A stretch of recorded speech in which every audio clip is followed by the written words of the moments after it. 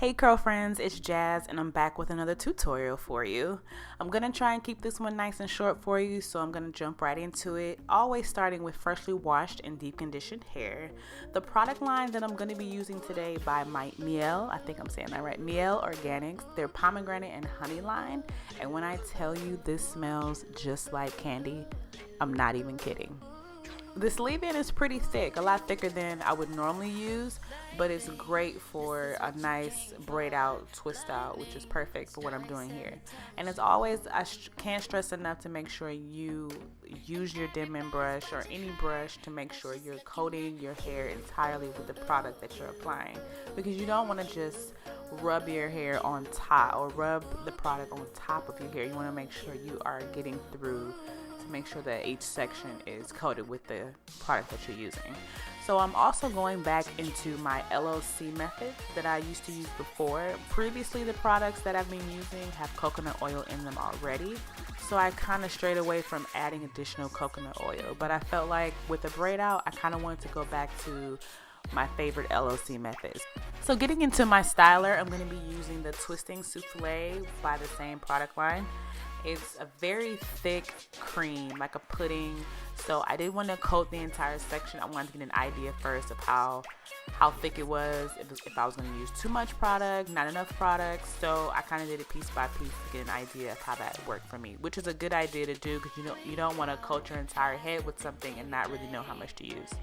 So with the braids, pretty simple. I try to keep them neat. As you can see, the way I was braiding, I kind of tried to keep the pieces kind of pulled tight. And so I'll get a closer look at the braid on the next one, just so you can get an idea of what I mean. It can sometimes be difficult when you have curly hair to try and keep your hair pulled and slick versus a bunch of curls being braided together. So as you can see, I'm kind of pulling and making sure that I keep the braid tight, because that's where you're going to get all that definition, to make sure you have a nice, neat, tight braid. You don't want to just loosely braid it and then you'll still get definition, but you won't get that tight, precise definition that you're looking for. So try to keep the braid tight and neat. And then with this one, I did not use a perm rod on the end, but you can do that if you'd like. In the beginning of my journey, I always used perm rods on the ends because I had color damage or heat damage, so my hair didn't curl all the way to the ends. So now I'm starting to embrace not having to use them, but it's totally up to you. I do use them when I want to create layers because mine have grown out. So it's totally your preference. So as you can see, each braid is pretty much the same size. I did pretty good for not doing a braid out in at least 10 years. So I did 14 braids, which is not a lot at all, and it took me about maybe 20 minutes.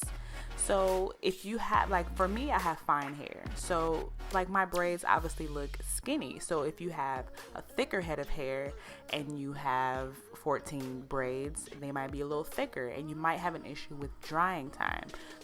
So please make sure your hair is dry before you start taking these down. I'm not gonna lie, I was nervous even taking these down. You see, I was checking to make sure, but they were dry, so I was happy. And the definition I received, I was very happy with for a braid out that I hadn't done in so long. So yeah, just please make sure your hair is dry. Make sure you give each braid enough hair so that it can dry properly. You don't have a real thick one on one side that's not dry and you have a small one over here in the back. So try to keep them even. Don't mind my happy takedown dance I did there. So as you can see, I'm very happy with the results here. The definition is amazing. My hair felt good. It was very soft. The shine was amazing, and I was very pleased with this. And I'm not gonna lie, I wasn't sure how the results were gonna be, but these two products together, and this is why I swear by using products by the same product line. They were made to work together to get these kind of results. So I decided to just lightly separate because I didn't want to lose any of this definition, because it was just so, like, I mean, look at it. Like, I wanted to wear my day one hair with the most definition possible. So I kind of opted out of separating and making it really full. You know, I love really full big hair. And by doing that, I was left with great day one hair. So you always don't have to go so big on day one, and I always have to remind myself that, because sometimes I can fluff to the max and then I'm doing too much. So sometimes less is more.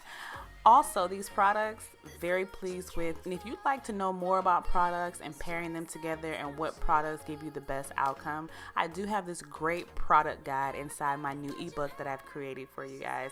So please check that out. I do have a link to that ebook at the end of this video.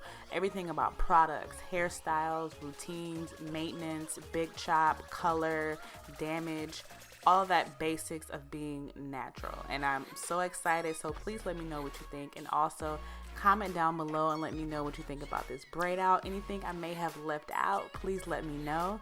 And as always, thank you so much for watching, and until next time, bye. We go fast at the game we play. Who knows why it's gotta be this way?